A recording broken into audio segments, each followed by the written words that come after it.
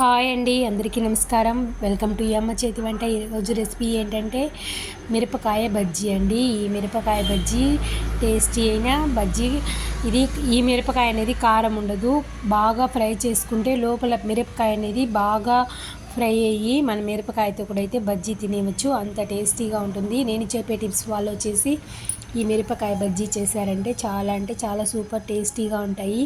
మన ఛానల్ని ఆదరించిన ప్రతి ఒక్కరికి నా హృదయపూర్వక నమస్కారాలండి. మన ఛానల్ని ప్రతి ఒక్కరూ సబ్స్క్రైబ్ చేసుకోండి. మీకోసం మంచి మంచి వీడియోలు అయితే మీ ముందుకు వస్తాను.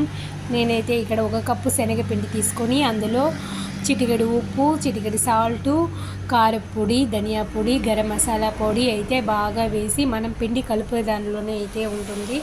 మనం మిర్చి బజ్జీ ఎలా వస్తుంది అనేసి మనం పిండిని బాగా స్మూత్గా మిక్స్ చేసి కలిపినామంటే బజ్జీ అనేది బాగా క్రంచీగా లోపల మిరపకాయ వేగి బజ్జీలు అనేది చక్కగా ఉడికి బాగా పొంగుతాయి.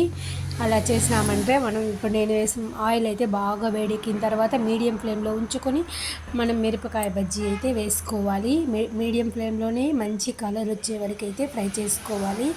లేట్ అయినా పర్వాలేదు, మిరపకాయ బజ్జీలు అయితే బాగా ఫ్రై అవ్వాలి. అలా చేస్తే లోపల మిరపకాయ అనేది పచ్చి లేకుండా మిరపకాయతో అయితే సహా మనమైతే బజ్జీని కొరుక్కొని తినొచ్చు. అంత టేస్టీగా ఉంటుంది ఈ బజ్జీ. ఈ వీడియో నచ్చిందంటే ఒక లైక్ చేయండి, సబ్స్క్రైబ్ చేసుకోండి. Thank you for watching. మరిన్ని మంచి వీడియోలతో మళ్ళీ కలుస్తామండి. ఈ మిరపకాయ బజ్జీ ప్రతి ఒక్కరు ఈవినింగ్ స్నాక్ ఐటెంగా అయితే చేసుకొని